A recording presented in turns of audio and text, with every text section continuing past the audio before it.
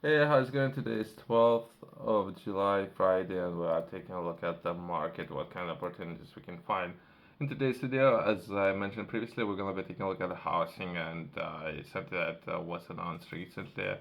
That would be new government stepping in, and idea and our targets are to begin building houses again.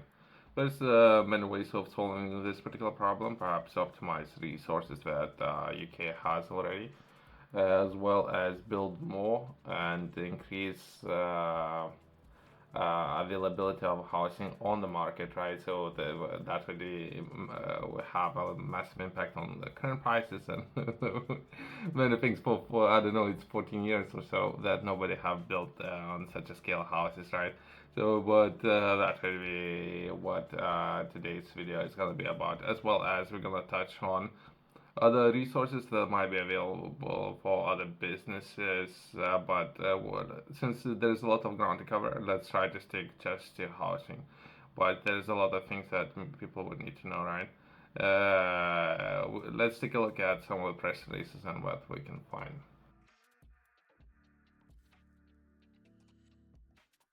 There was a speech that was given recently. I would highly encourage people to take a look at the speech. It's not that long, it's just over 30 minutes long, as well as some questions. The entire speech has 25 or so minutes. So you yourself, you can familiarize yourself what this government is referring to.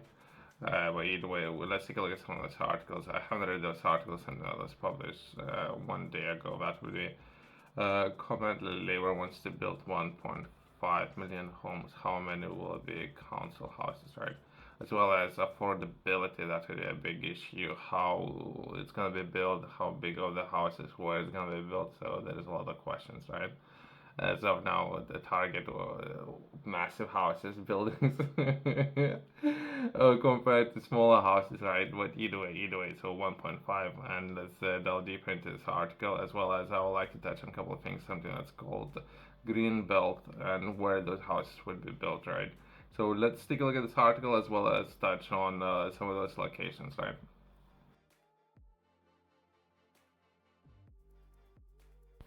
Uh, so this article is not something that just my opinion. It's some information that I will be reading it. So it's not my opinion. We could be about to enter a golden era of house building with one major caveat, right? So potentially then people have a lot of capital that would be pension funds, all these kind of great things, right? So people can potentially park their money in housing. You're just finding right people who can actually deliver on targets as well as within the budget, all these kind of things, right? As of now, I don't think there are a lot of people, perhaps in other governments, including places like China, perhaps the housing markets are slowing down. So they have a lot of skilled individuals who have been doing it for many years, right? So they know how to do it since they've been doing it for a very long time, and we can do it cheaply, safely, and fast, and a lot. So they can do it, but it's slowing down there, right? So and it's picking up in the UK as well as a lot of people. Perhaps they do have a lot of capital and they're looking to park their money. And housing might be a good investment. Who knows how actually they're gonna be able to deliver on these targets, right? So that's myself coming into this when it comes to finances as well as raising capital, perhaps from other governments or pension funds they can do it, right? So once that's been said, we can take a look at that. How I would take a look at golden era. That's how I would look at it, and we take a look at treasury. But once that is said, let's take a look at Labour has they're committed to a manifesto promise of building 1.5 million homes for the next parliament, with a branded Department of Housing, Communities and Local Government in ambition target on par with 1.2 million delivered by 1945, 1951 Labour government. But crucially, 1 billion of those mid-century homes were council houses providing tenants a dignified and affordable alternative to uh, vigorous or private rental sector or giving local authorities an income stream that could be reinvested. Okay. So So if there's a more complexity, no, not necessarily we're capturing everything, since I was taking a look at a lot of communities and houses built within those communities, and those people were living in some of those houses for a very particular reason, perhaps for extracting resources like coal, all this, where entire towns were built, right? So we're not necessarily touching on that, but either way, let's progress.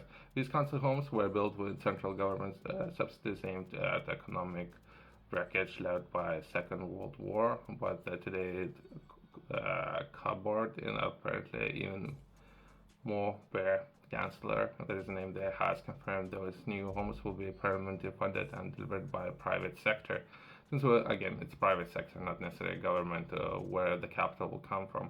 That's potentially 1.5 million homes developed for profit, with no sense of how many of those targets will be affordable or available for social and private development, with unwilling to see historical high house prices fall. Sometimes public house building will be unfettered by wide boosting economy. I don't know, housing might be a good investment. So if the economy is booming and people looking to invest in housing market, it might be important, but I don't know. But again, it comes in cycles, right? So sometimes prices can go up, and sometimes prices can go down by a lot, right? Meanwhile, the private renter sector runs amok with soaring rents, leaving tenants unable to save and deposit for tenants, right? So either way, so finish this article on reflecting on the market and the raise of prices and influx of new houses, and how that potentially can affect entire economy. But either way, so this article, the way how it's written, what we're looking for hard data, only hard data. We're not looking for opinions. Since the plan is to build houses, when it comes to capital, not necessarily government as of now looking to pick up a tab, and where the money will come from, nobody knows at this point. But either way, when it comes to building houses, I thought it might be worth touching on the green belt in the United Kingdom and what that is. In British towns planning, the green belt is policy for controlling urban growth. The term, coined by with names and dates 1875, refers to a ring of countryside where urbanization will be reinstated for foreseeable future, maintaining an area for local food growing, forestry, and outdoor leisure can be expected to prevail. And fundamental aim to green belt policy is to prevent urban sprawl by keeping land permanently green, and consequently, the most important attribute to a green belt is the openness. So potentially that would be gist of it. Well, we can take a look at, in particular, west of England, and what would be a green belt around Bristol area, and if there would be a chance, and where they're actually going to build those houses, right? So it's something that we need to understand at this point. If we take a look at Bristol, right, so that would be A1 green belt, but there is a number of those. I can briefly touch on different regions and different green belts. Then they say green belt, I'm not entirely sure what they're actually referring to. Perhaps that would be Sahara Desert. That's the way how I'm thinking about it, and the way how its layout. I think that's where this concept has started, and since nothing can grow there, so I think that's how it got started. But either way, and the same concept was used so many times, and now we end up trying to understand cities and how greenery, lush areas have to be organized around cities, right? A1 Greenbelt, A1 Greenbelt, also known as Bristol and or Bath Greenbelt, is a non-statutory greenbelt environment and or planning policy that regulates urban expansion and or development in the countryside surrounding the cities of Bristol and or Bath in the southwest region of England. It covers areas in Bristol, South. Okay. So potentially there's particular areas where people perhaps not supposed to plan and or develop land, right? But perhaps if the targets are 1.5 million of houses, they're gonna have to enter some of those areas, right? Just saying, I don't know, but most likely some decisions gonna have to be made, and more forestry and urban areas gonna need to be increased, right? So if it, as of now, in UK is 13%, the target is to increase this numbers up to 26% of forestry, all these kind of things. But who knows where exactly, right?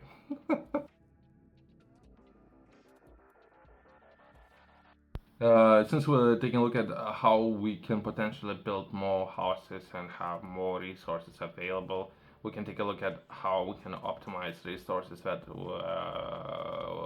some of the councils already have, right? When it comes to raising capital, so that's the only thing that we are focusing. How we can raise more capital, right? As well as we can touch on Birmingham.